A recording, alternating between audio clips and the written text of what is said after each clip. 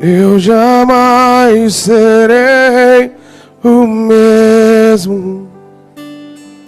Eu jamais serei o mesmo. Eu jamais serei o mesmo. Quando teu amor tocar em mim, eu jamais serei o mesmo. Eu jamais serei o mesmo. Eu jamais serei o mesmo. Quando teu amor tocar em mim. Vamos juntos. Eu jamais serei o mesmo. Eu jamais serei o mesmo. Eu jamais serei o mesmo. Quando teu amor tocar em mim. Diga isso pra ele. Eu jamais serei o mesmo. Eu jamais serei o mesmo. Eu jamais serei o mesmo. Quando teu amor tocar em mim.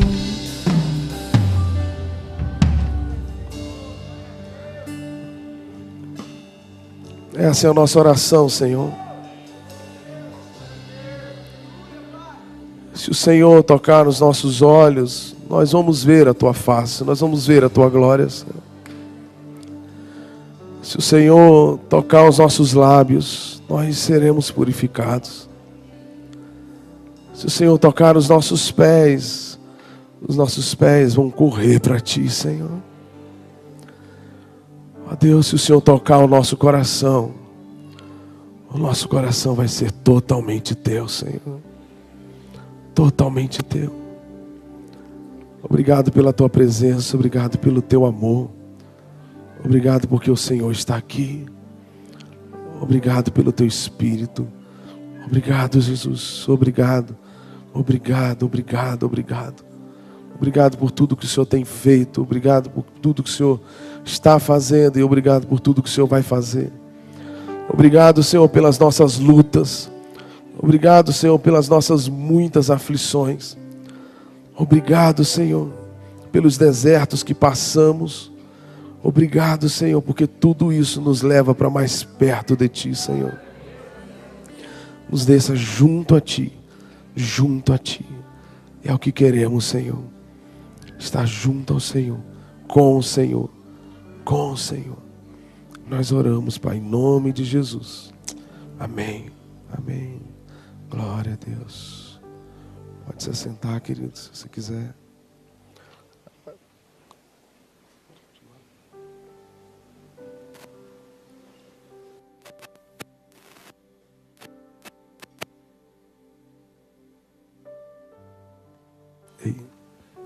A palavra diz lá em Efésios 5:18: não vos embriagueis com vinho, onde há contenda, mas enchei-vos do Espírito.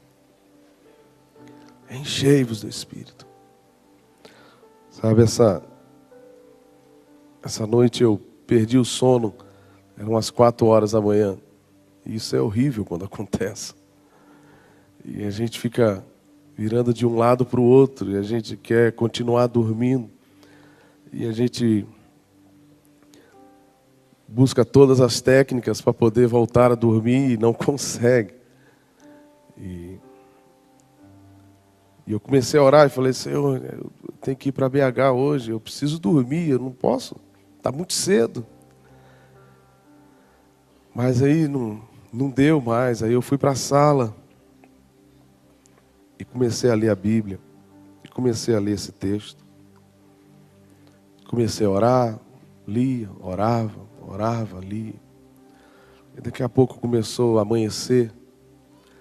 E aí os passarinhos começaram a cantar. E isso é tão bonito. É tão bonito. Tantos e tantos pássaros cantando, cantando. E aí o sol vai aparecendo e vai clareando. E aquilo, como que aquilo é lindo. Aqueles pássaros cantando, cada um. E eu sou músico, então... E o meu ouvido ficava assim, ouvindo o timbre de um e de outro. E passava, um tinha um canto, o outro tinha outro canto. E como que isso é maravilhoso, como que isso é tão grandioso e ao mesmo tempo tão simples. E eu fiquei imaginando o que seria desses pássaros se não tivesse aquele canto bonito. O que seria desses passarinhos se eles não pudessem voar? O que seria deles se eles não pudessem cantar? Seria sem graça. Porque o pássaro ele foi feito para voar. E é normal a gente ouvi-los cantando. A gente espera ouvir isso deles. E Deus começou a ministrar o meu coração que assim sou eu. É muito sem graça. E muito mais do que sem graça, é sem sentido. Eu ter um ministério sem a presença do Espírito Santo. Sabe, não adianta cantar, não adianta tocar, não adianta ser isso, ser aquilo. E saber de todas as coisas, e ser um bom, excelente profissional. Não adianta ter uma Ferrari se não tem gasolina. Não adianta uma criança nas suas férias pegar uma pipa. Eu não sei como vocês chamam aqui, pipa, papagaio. E às vezes, quando eu era novo, a gente queria, e a gente pegava assim um papagaio e botava assim, um amigo segurava e a gente puxava, mas sabe, tinha hora que não tinha vento nenhum e não subia. E não subia. Sabe, assim é a nossa vida sem o Espírito Santo. A gente precisa dele. A gente não pode fazer nada sem ele. Não adianta estrutura, não adianta talento, não adianta dinheiro. Nada disso faz sentido sem a presença dele. Nada disso tem razão se não for por ele, com ele. Nada é tão sublime do que a presença dele, sabe? Quando eu cheguei aqui e já no estacionamento, mesmo sem ter chegado aqui, a gente consegue sentir a presença de Deus nesse lugar. E quando a gente foi entrando e eu sentei ali e a gente começa, o coração fica acelerado. Sabe, a gente começa a ficar entusiasmado, porque a presença de Deus, ela revigora a nossa vida. Ela traz ânimo à nossa vida, ela traz força, ela traz tudo. Ela nos ajuda a enfrentar aquilo que a gente não tem coragem de enfrentar. Sabe, não vos embriagueis com o vinho, sabe, tantas pessoas buscam na bebida coragem para poder fazer as coisas, ou para fugir das responsabilidades. Mas Deus está falando, você precisa se encher do Espírito, para aquelas coisas, para aquelas lutas, para aqueles momentos, aquelas aflições, aqueles momentos que a gente não sabe o que fazer, não sabe o que dizer, não sabe para onde ir. Sabe, tantas pessoas recorrem na bebida, nisso, no dinheiro ou em tantas outras coisas. Mas a palavra nos ensina, diz, você precisa se encher do Espírito. É a única coisa que você precisa. Eu tenho 3 filhos. E eu tenho procurado ensinar isso para eles. E esses dias eu não aguentei, junto com a minha esposa. E o nosso mais velho tem 14 anos de idade.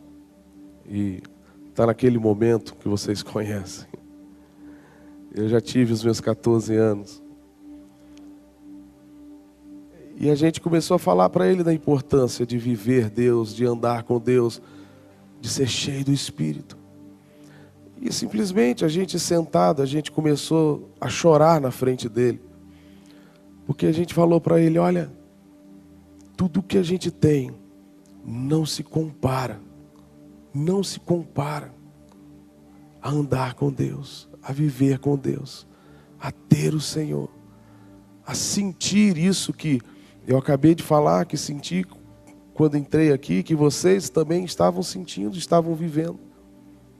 Não faz razão nenhuma, não tem razão nenhuma. Sabe, eu não quero aqui falar mal da igreja, porque a igreja é o corpo de Cristo.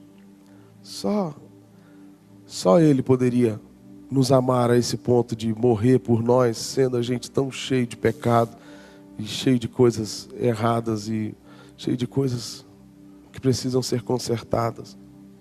Mas tudo que a igreja, que o nosso país precisa, é do Espírito Santo, é de um avivamento genuíno, é da vida de Deus. A solução não está na política, a solução não está em um partido político, não está nesse ou naquele homem. Eu não imagino, eu creio que nós precisamos colocar pessoas dentro da política, assim como dentro da polícia militar, em tantos outros lugares. Mas não é um político evangélico, é a igreja, sou eu e você. Somos nós, cheios do Espírito Santo, cheios da presença de Deus.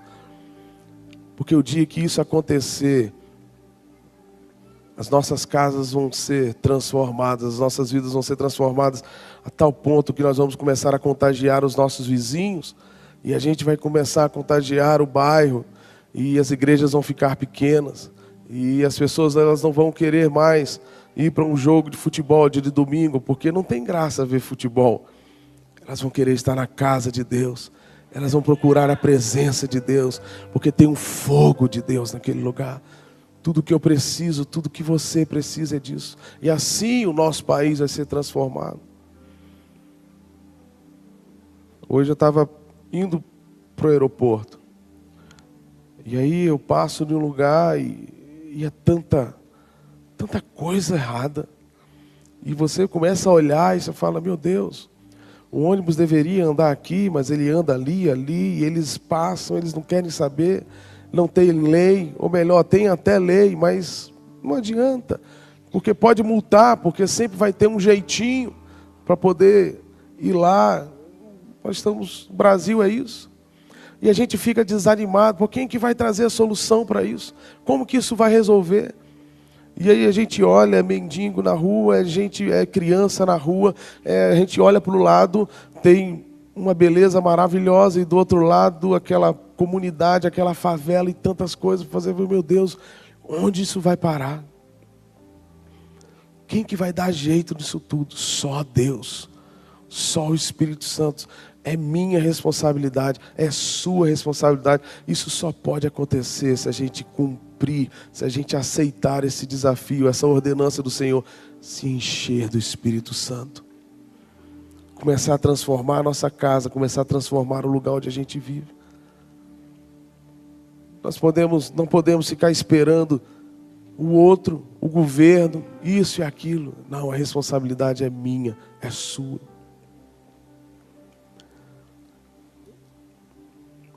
Eu viajo muito e praticamente todos os lugares que eu vou, quando chega no final do culto ou de um grande evento, eu pelo menos tenho 2, 3, 4 CDs que as pessoas chegam e falam, poxa, toma aqui, poxa, Fernandinho, eu não tenho, alguns são ousados, eles dizem, olha, lá na minha igreja o pastor não me dá muita oportunidade, mas quem sabe você pode me dar uma oportunidade. E eu fico assim, meu Deus, se o pastor dele não está dando oportunidade, como que eu vou dar? Olha, toma aqui o CD, tudo que eu preciso é uma chance. Olha, tá bonito pra caramba, eu fiz com fulano, eu fiz com tal, fulano de tal tocou aqui, tem uma música aqui que é a sua cara. Mas se você ouvir, você vai gostar, você vai querer gravar. E eu não assisto muito televisão, mas às vezes quando eu ligo, eu vejo lá alguns programas que tem lá questão de festival de música e mostrar voz, essas competições e tal. E aí, uma hora ou outra, a gente fica sabendo que tem lá um crente, que se diz crente, porque quer um lugar ao sol, quer ser cantor, quer cantar, quer ter uma carreira, quer fazer sucesso, quer ganhar dinheiro. E eu falo de mim, como que o nosso meio evangélico, cristão, que alguns chamam de gospel, como está difícil a cada dia viver e andar, porque quem não está nos top 10 está querendo estar, e aqueles que estão ali ao redor e eles querem, como eu disse, toma um CD, me dá uma chance, sabe? E aí eu lembro, quando a gente começou, 10, 12 anos atrás, eu nunca dei um CD para ninguém. Às vezes, eu ia em um lugar como esse, em um congresso, e eu sentava lá atrás, e eu conhecia o Asaf Borba, conhecia o Ademar, o Daniel de Souza e outros. E quando eles chegavam, eu pegava o violão deles e eu carregava o violão deles para baixo e para cima. E aí quando ficava tudo certo aqui em cima, eu ia lá para trás com a minha esposa e ficava lá. E eles às vezes aqui em cima falavam assim, olha, ei, eu vou te chamar, fica aqui porque ministra comigo. Eu lembro uma vez em Curitiba, em uma desses momentos, e tinha muitos ministros lá. E aí o Asaf e o Daniel me chamaram para poder eu ministrar com eles. Eu lembro que eu fui para o banheiro me esconder. Eu não tinha CD. E eu, no banheiro, eu comecei a chorar e falei para Deus mesmo assim, Senhor, eu não quero que ninguém me chame porque eu canto bem. Eu não quero que ninguém me chame porque eu sou amigo. Eu não quero constrangimento. É o Senhor que tem que me empurrar para isso. É o Senhor que tem que me levar. É o Senhor que tem que abrir a porta. Eu quero saber do Senhor, se o Senhor quer isso para a minha vida. Eu não quero.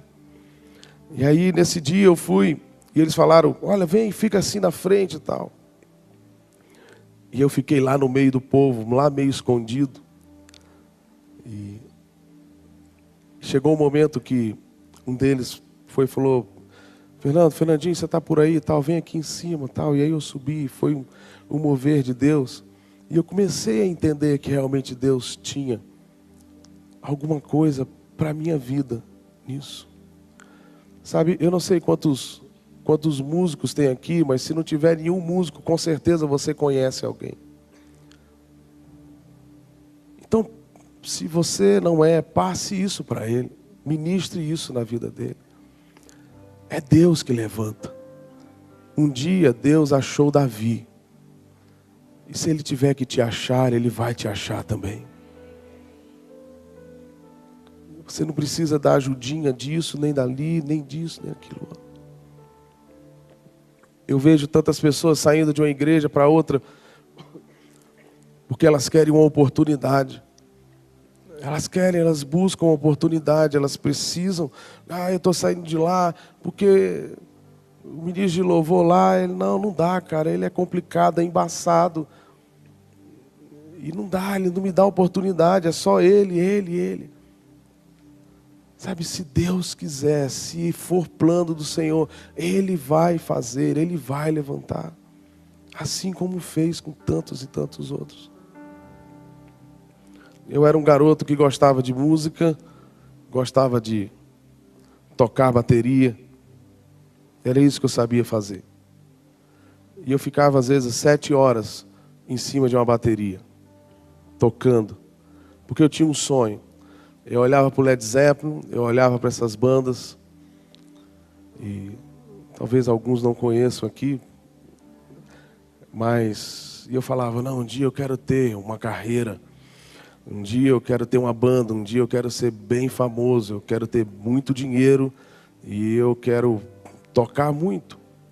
E isso me afastava das pessoas da igreja, porque geralmente a gente encontra exceções como hoje aqui, mas geralmente os músicos na igreja não gostam muito de treinar, não gostam muito de estudar. E isso me afastava, porque eu olhava para os meus amigos que tocavam na igreja e eu falava, cara, vocês são ruins demais. Vocês tocam muito mal, né? E aí eu sabia cantar. E aí eu cantava no coral e eu ficava do lado de uns caras e falava, cara, deixa eu sair daqui, porque você canta muito mal. E eu ia para o outro lado. Sabe, mas meu negócio era som. A minha vida era som, era música. Eu era encantado pela música. Eu era seduzido por aquilo. E aí eu me casei. E até no início do casamento a gente tinha alguns problemas. Porque às vezes Paula queria falar comigo e a minha cabeça estava viajando assim.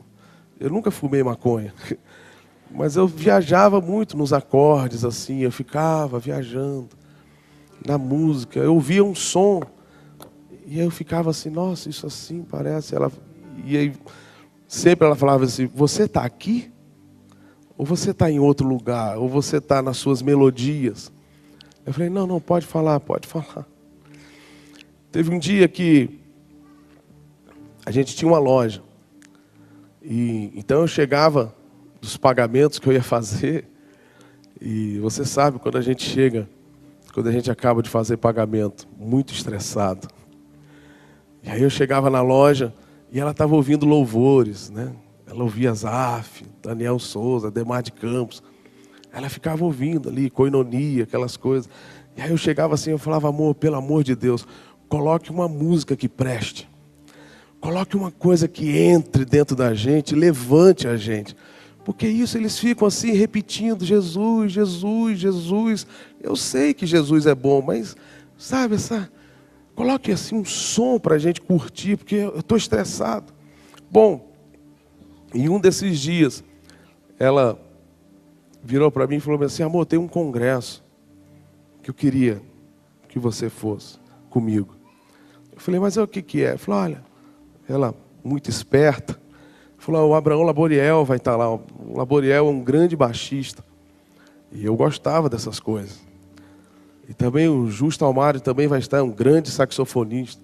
E o Rick Pantoja também vai dar um workshop sobre música. E é um baita de um tecladista. E o Alex Acuna, que é um excelente percussionista, também vai estar lá. Mas também estava lá Zaf Borba, Demar de Campos, estava Daniel Souza, estava Bené Gomes, estava uma série de gente. Bom, mas ela me mostrou essa folha primeiro. Aí eu olhei as outras e falei, olha como é que esse cara é bom, e olha esse, olha esse, olha esse. Eu falei, não, onde que é? Não, é lá em Petrópolis. Eu falei, então vamos. E aí nós fomos. Era uma quarta-feira à noite. E a gente assim, duro, né? Início de casamento, as coisas tudo contadinho. E bem limitado. E aí, a gente conseguiu uma igreja de um amigo do nosso pastor, pastor Celso. E ele falou, eu tenho um berçário aqui e tal. E a gente foi com a turma da igreja, né? Tudo bem. E de manhã o zelador faz um chocolate para vocês. Eu falei, beleza, menos o café. E aí, a gente foi para lá. Bom, quando chegou na quarta-feira, fomos lá, aquela agitação, e eu estava esperando. Falei, poxa, hoje eu vou ver o Abraão Laboriel, hoje eu vou ver o Alex Acuna tocando percussão, e ele ia também tocar bateria. Eu já cheguei assim, olhei, né? E músico não olha o Espírito Santo. Músico olha a estrutura, né? Então, quando eu olhei assim, caixas, eu falei, nossa, aquela caixa ali marca tal, violão tal, bateria tal, o negócio vai ser bom. A coisa vai ser boa, tal. Bom, a primeira decepção que eu tive é que, isso era quarta-feira, que esses caras só iam estar no sábado à tarde. Então eu fiz as contas assim, eu falei, eu não vou suportar. Quarta, quinta, sexta, sábado de manhã.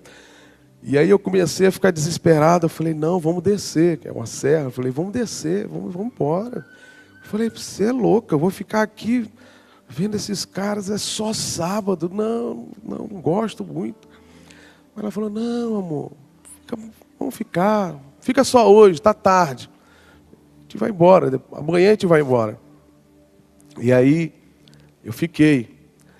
E aí eu lembro que o Daniel de Souza pegou o violão e começou a tocar. E ele tinha, como eu conhecia tudo, E ele com um baita de um Gibson, de um modelo maravilhoso. De longe eu já sabia, né? Eu falei, nossa, que violão, cara. E aí ele tocava assim, mas ele parou de tocar, ele só chorava. E ele falava, Senhor, a sua presença é demais, Espírito Santo. E eu falei, meu Deus, esse cara não vai tocar. Ele não vai tocar. E eu louco para ouvir o som do violão. E eu ficava ali parado assim, em pé. E aí nada. E quanto mais ele falava, Senhor, Deus está aqui. E aí começava, uá! Aí o outro vinha correndo no corredor, com os braços abertos. O outro que estava do meu lado, quietinho. Daqui a pouco ele cai e começa a rir. E aí eu falei, ô Paula, vamos embora, só tem doido aqui. Eu não gosto desse negócio. Eu não quero, os caras só vão estar aqui sábado. Eu não... Aí ela, já chorando também, falou, olha só, você está alterada. Você está alterada. Esse negócio não está fazendo bem, vamos embora. Eu nunca vi isso, larga isso, esse negócio é troço de doido, vamos embora. Eu falei, não, amor, tá tarde, vamos amanhã. Eu falei, tá bom. E ele começou a pregar. Na verdade, ele tocou uma música. E aí ele pegou o espaço que ele tinha e começou a pregar. E ele falava sobre as consequências do pecado na vida de um músico. Nossa. Eu falava bem assim, nossa, como é que esse cara me conhece? Como é que ele sabe da minha alma? Como ele sabe dos meus sentimentos? E aquilo assim, bom, mas isso não me convenceu. Quando chegou no outro dia de manhã, eu falei, amor, vamos embora, que a gente chega cedo em casa. Eu falei, amor, eu nunca vi o Asaf de perto, assim, ministrando. Hoje é ele. Vamos de manhã e depois a gente vai embora. Eu falei, você está me enrolando. Esse negócio não vai dar certo, aquele lugar só tem maluco. Você viu o cara que estava do meu lado? O cara caiu, começou a rir. Ele ria e chorava, o outro voando, o outro gritando. Então, os caras lá, o cara falando em português, era cada um com a língua atrás de mim, que eu não sabia o que era. Aquele lugar é troço de doido. Você imagina 3.000 pessoas em um lugar, todo mundo... Aí falou, não, só para ver. Né? Tem aquele cântico que eu gosto. Eu falei, tá bom. Recém-casado. E aí a gente foi. Quando chegou lá,